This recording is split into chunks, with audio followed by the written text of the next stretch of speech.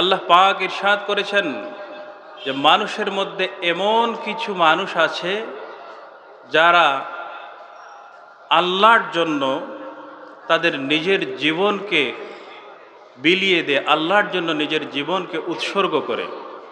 আর আল্লাহ তার এই বান্দাদের জন্য বড়ই মেহেরবান, বড়ই দয়াবান। আমরা জানি যে হযরত মঞ্জুল আলী রহমতুল্লাহ আলাইহি আল্লাহর তেমনই একজন বান্দা ছিলেন, আল্লাহর তেমনই একজন অলি ছিলেন, যিনি তার জীবনভর আল্লাহর দ্বীনের পথে শ্রম দিয়েছেন, দ্বীন প্রতিষ্ঠায় কাজ করে গেছেন। তিনি যে সকল খিদমাত করেছেন, মানুষের হেদায়েতে তিনি কাজ করেছেন, মসজিদ মাদ্রাসা প্রতিষ্ঠা করেছেন। সবচেয়ে বড় কথা যে তিনি তার নেক সন্তানদেরকে রেখে গেছেন, যাদের মাধ্যমে আল্লাহর ওলি হযরত মঞ্জুল আলী রহমতুল্লাহ আলাইহির মুখ উজ্জ্বল হয়েছে, আলহামদুলিল্লাহ। তার সন্তানেরা দ্বীনের দায়ী হিসাবে দ্বীন প্রচারের আন্দোলনে নিজেদেরকে সম্পৃক্ত করেছেন, আলহামদুলিল্লাহ। তিনি যে আল্লাহর পথে এই কাজ করেছিলেন, আল্লাহ পাক তার যথাযথ বিনিময়ে তাকে দিয়েছেন, আল্লাহ পাক তাকে সম্মানিত করেছেন। আল্লাহ পাক তার বিনিময় যথাযথভাবে দিয়েছেন। তিনি আল্লাহর দরবারে যেভাবে সম্মানিত হয়েছেন, মানুষের দরবারেও তিনি তেমনিভাবে ইজ্জত, সম্মান এবং ভালোবাসা লাভ করেছেন, আলহামদুলিল্লাহ। আর আমরা জানি তিনি ছিলেন আল্লাহর একজন মকবুল বান্দা। আল্লাহর অলি বা আল্লাহর মকবুল বান্দাদের পরিচয় সম্পর্কে হাদিস শরীফে রাসূল পাক সাল্লাল্লাহু আলাইহি ওয়াসাল্লাম ইরশাদ করেছেন, যাদেরকে দেখলে আল্লাহর কথা স্মরণ হয়, যাদের কাছে গেলে নিজেকে আল্লাহর পথে বিলিয়ে দিবার ইচ্ছা হয়, তারাই হচ্ছেন আল্লাহর ওলি। আমরা বিশ্বাস করি আমাদের মরহুম মগফুর হযরত মঞ্জুল আলী রহমতুল্লাহ আলাইহি আল্লাহর তেমনই একজন বান্দা ছিলেন। আমরা দোয়া করি আল্লাহর দরবারে কায়মন বাক্যে আজকের এই মাহফিল থেকে আমরা কামনা করি আল্লাহ পাক যেন তার এই মকবুল বান্দার দরজাকে বুলন্দ করে দেন, আল্লাহুম্মা আমিন। এবং তার तमाम খিদমতকে আল্লাহ পাক কবুল করে তাকে জান্নাতের সুউচ্চ মাকামে আল্লাহ স্থান করে দেন, আল্লাহুম্মা আমিন। সম্মানিত হাজিরিন, মহান আল্লাহ পাক এই পৃথিবীতে রহমত হিসাবে, মানব জাতির রহমত হিসাবে রহমতুল লিল আলামিন আমাদের প্রিয় নবী হযরত মুহাম্মদ মুস্তাফা সাল্লাল্লাহু আলাইহি সাল্লামকে প্রেরণ করেছিলেন।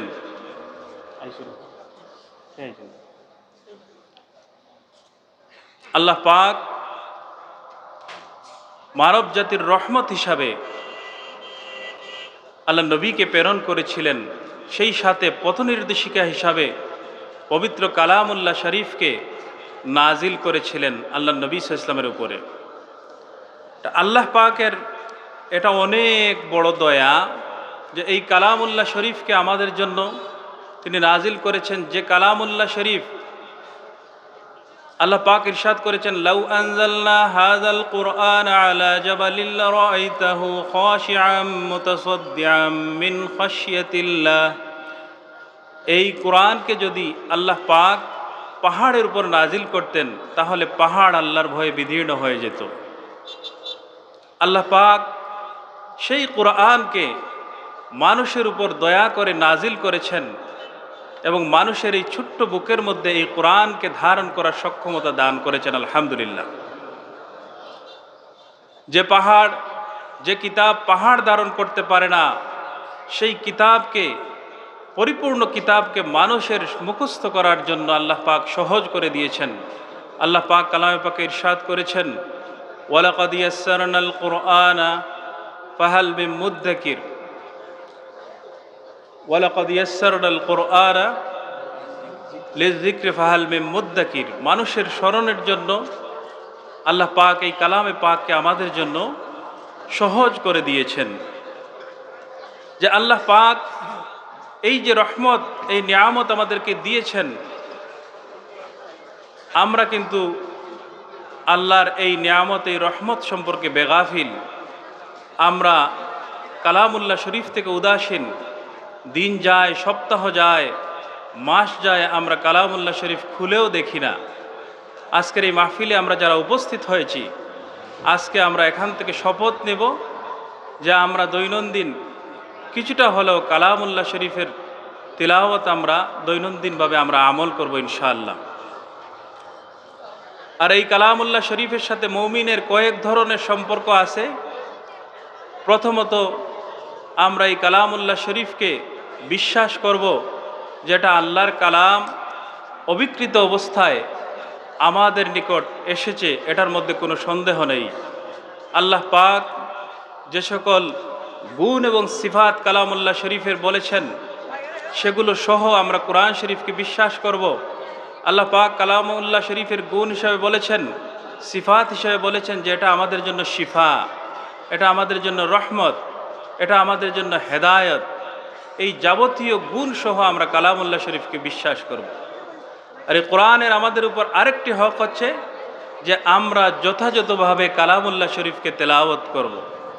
আল্লাহ পাক কালামে পাকে ইরশাদ করেছেন, ওয়ারাত্তিলিল কুরআন তারতিলা, তোমরা তারতিলের সাথে আল্লাহর কালামকে তেলাওয়াত করো। এই কোরআন শরীফ তিলাওয়াতের এত ফজিলত যে একটি অক্ষর কেউ যদি তেলাওয়াত করে তাহলে তার আমল নামায় আল্লাহ পাক 10টি নেকি লিখে দেন। সেটা বুঝে পড়লেও হয়, না বুঝে পড়লেও হয়। সুবহানাল্লাহ। আর কোরআন শরীফ তেলাওয়াতের ব্যাপারে উৎসাহ দিতে গিয়ে আল্লাহ নবী সাল্লাল্লাহু আলাইহি সাল্লাম ইরশাদ করেছেন যে তোমরা বেশি বেশি করে কালামুল্লাহ শরীফের তেলাওয়াত করো, কারণ কিয়ামতের দিন কালামুল্লাহ শরীফ তোমাদের জন্য সুপারিশকারী হবে। সুবহানাল্লাহ। আর হাদিস শরীফে এসেছে যে আফদালুজ যিকরে তিলাওয়াতুল কোরআন, যে কোরআন শরীফ হচ্ছে, কোরআন শরীফের তিলাওয়াত হচ্ছে সর্বোত্তম জিকির। এটাও এক ধরনের জিকির। আল্লাহ পাক আমাদের সকলকে কালামুল্লাহ শরীফ সহি শুদ্ধভাবে তিলাওয়াত করার তৌফিক দান করুন, আল্লাহুম্মা আমিন। আল্লাহ পাক এই যে কালামুল্লাহ শরীফ নাজিল করেছেন, এই কালামুল্লাহ শরীফের মধ্যে এমন কিছু তত্ত্ব, এমন কিছু বিস্ময়কর জিনিস আমাদের জন্য আল্লাহ পাক বর্ণনা করেছেন, যেগুলো সেই সময়ের মানুষের জন্য জানা প্রায় অসম্ভব ছিল। খালি চোখে কোনো মানুষের সেগুলো জানা থাকার কোনো কথাই নেই। কিন্তু আজ থেকে 1450 বৎসর আগে আমার আল্লাহ অত্যন্ত নিখুঁতভাবে কালামুল্লাহ শরীফে এই সকল বিষয়কে অত্যন্ত সুন্দরভাবে আল্লাহ পাক বর্ণনা করেছেন। এই কালামুল্লাহ শরীফ আজ থেকে 1450 বৎসর আগে আল্লাহ নবীর উপরে সুদীর্ঘ 23 বৎসরে নাজিল হয়েছিল। এই দীর্ঘ সময়ে, নাজিলকৃত সময়ে এমন কিছু বিস্ময়কর তত্ত্ব আল্লাহ পাক কালামে পাকে সংযোজিত করেছেন, যেগুলো আজও ভাবতে অবাক লাগে। সেই রকম কালামুল্লাহ শরীফের বিস্ময়কর কিছু তথ্য নিয়ে আপনাদের সাথে কথা বলতে চাই। আল্লাহ পাক কালামে পাকে ইরশাদ করেছেন যে ইয়াখলুকুকুম ফি বুতুনি উম্মাহাতিকুম খালকাম মিন বা'দি খালকিন ফি যুলুমাতিন সালাস, যে আল্লাহ পাক মানুষকে তার মায়ের পেটে সৃষ্টি করেছেন 3টি অন্ধকারের ভিতরে। 3টি অন্ধকারের ভিতরে, 3টি পর্দার মধ্যে আল্লাহ পাক মানুষকে সৃষ্টি করেছেন। আল্লাহ পাক মানব জাতিকে সৃষ্টি করেছেন, এটা আমরা সকলেই জানি। কিন্তু আল্লাহ পাক এখানে যে জুলমাতিন সালাস বা 3টি অন্ধকারের কথা, 3টি পর্দার কথা বলেছেন, সেগুলো সম্পর্কে তখনকার কেউ তো জানা থাকার কথা ছিল না। বিজ্ঞানীরা আজ গবেষণা করে বের করেছে যে মানুষের সন্তান যখন, মানুষ মায়ের পেটে সন্তানকে যখন ধারণ করে, তখন প্রধানত 3টি পর্দার ভিতরে, 3টি পর্দা বলতে প্রথমত মায়ের পেট, দ্বিতীয়ত হচ্ছে তার মায়ের গর্ভদ্বার, এবং তৃতীয়ত হচ্ছে এক ধরনের পানি যেটার মাধ্যমে সন্তান সুরক্ষিত থাকে। আলহামদুলিল্লাহ। আজ থেকে 1450 বৎসর আগে আমার আল্লাহ এই জিনিসটি আমাদেরকে জানিয়ে দিয়েছেন যে মায়ের পেটে সন্তানকে আল্লাহ সুরক্ষিত রাখেন 3টি প্রধান অন্ধকার বা পর্দার মাধ্যমে। সুবহানাল্লাহ। এরকম অসংখ্য তত্ত্ব রয়েছে যেগুলো নিয়ে আমরা কোনো গবেষণা করি না, অথচ আল্লাহ পাক কালামে পাককে নিয়ে গবেষণা করার জন্য আমাদের বারবার উৎসাহিত করেছেন। যে আল্লাহ পাক ইরশাদ করেছেন যে তারা কি কালামে পাক নিয়ে গবেষণা করে না, যদি এটা আল্লাহ ছাড়া অন্য কারো মাধ্যমে নাজিল হতো তাহলে এর মধ্যে অনেক বৈপরীত্য লক্ষ্য করা যেত। সূরা কাহাফ, আপনারা সকলেই কোরআন শরীফের একটি উল্লেখযোগ্য সূরা, সূরা কাহাফ, যেটা জুমার দিনে তেলাওয়াত করা হয়। এই সূরা কাহাফে আল্লাহ পাক কিছু বিস্ময়কর তথ্য দিয়েছেন। যে আল্লাহ পাক ইরশাদ করেছেন যে ওয়াতাহসাবুহুম আইকাযান ওয়া হুম রুকুদ ওয়া নুকাল্লিবুহুম যাতাল ইয়ামিনি ওয়া যাতাশ শিমাল। আল্লাহ পাক ইরশাদ করেছেন, সাবজাদা হইলে আমরা কই না, অনেক ভয় ভয়, সাবজাদা হইলে প্লিজ। আল্লাহ পাক কালামুল্লাহ শরীফে ইরশাদ করেছেন ওয়াতাহসাবুহুম আইকাযান ওয়া হুম রুকুদ ওয়া নুকাল্লিবুহুম যাতাল ইয়ামিনি ওয়া যাতাশ শিমাল। যে আসহাবে কাহাফের ঘটনা অত্যন্ত সুন্দরভাবে আল্লাহ পাক সূরা কাহাফের মধ্যে বর্ণনা করেছেন। তাদের ঘটনা হচ্ছে এই গুহার সাথী কারা, যে অনেক যুগ আগে কিছু যুবক তারা আল্লাহর উপরে ঈমান আনলো। সেই সময়ের রাষ্ট্র এবং সেই সময়ের যে বাদশাহ ছিল, রাজা ছিল, সে ছিল পৌত্তলিক এবং তার প্রজারাও ছিল পৌত্তলিক, এবং তারা কেউ যদি এক আল্লাহর উপরে বিশ্বাস আনত তাদের উপরে তারা নির্যাতন চালাতো। সেই যুবকরা আল্লাহর উপরে ঈমান এনে ভীত হয়ে গেল এবং তারা তাদের জনপদকে ছেড়ে দূরবর্তী একটি পাহাড়ের গুহায় আশ্রয় নিল। আল্লাহ পাক কালামুল্লাহ শরীফে অত্যন্ত সুন্দরভাবে এই ঘটনা বর্ণনা করেছেন। এদের সম্পর্কে আল্লাহ পাক বলেছেন, আমি যে আয়াত শরীফ তিলাওয়াত করেছি, যে আপনি মনে করবেন, আল্লাহ নবীকে আল্লাহ পাক বলছেন যে আপনি মনে করবেন তারা জাগ্রত, কিন্তু তারা হচ্ছে ঘুমন্ত। আর আমি তাদেরকে ডান দিক থেকে বাম দিকে পার্শ্ব পরিবর্তন করাই। সুবহানাল্লাহ। এই আসহাবে কাহাফের গুহার অধিবাসীদেরকে আল্লাহ পাক 300 বৎসর গুহার মধ্যে ঘুম পাড়িয়ে রেখেছিলেন। সুবহানাল্লাহ। এখানে বিস্ময়কর ব্যাপার হচ্ছে যে আল্লাহ পাক তিনি যদি চান কাউকে 1000 বৎসর ঘুম পাড়িয়ে রাখতে পারেন, এটা আল্লাহর জন্য কোনো কঠিন বিষয় না। কিন্তু আল্লাহ পাক বলছেন যে তারা ঘুমন্ত ছিল এবং তিনি তাদেরকে ডান দিক থেকে বাম দিকে এবং বাম দিক থেকে ডান দিকে পার্শ্ব পরিবর্তন করান। এখানেই হচ্ছে মূল রহস্য। তখনকার 1450 বৎসর আগে কারো জানা থাকার কথা ছিল না যে একজন মানুষ যদি একইভাবে শুয়ে থাকে তাহলে তার শরীরের মধ্যে পচন সৃষ্টি হয়। আজকালকার গবেষণায় এই জিনিস বের হয়েছে। আমরা দেখি কোনো স্ট্রোকের রোগী বা প্যারালাইসিস রোগী যদি অসুস্থ হয়ে বিছানায় পড়ে থাকে, দীর্ঘদিন শুয়ে থাকার কারণে তার শরীরে এক ধরনের ক্ষতের সৃষ্টি হয়। এটাকে ডাক্তারের পরিভাষায় বেডসুর বলা হয়। তো সেই জিনিস আজ থেকে 1450 বৎসর আগে কোনো সাধারণ মানুষের তো জানা থাকার কথা ছিল না। এই বিষয়গুলো আল্লাহ পাক কালামে পাকে বর্ণনা করার মাধ্যমে এটা যে আল্লাহর কালাম, এর মধ্যে যে কোনো সন্দেহ নেই, এটা বোঝা যায় এবং আমাদের ঈমানও মজবুত হয়। আলহামদুলিল্লাহ।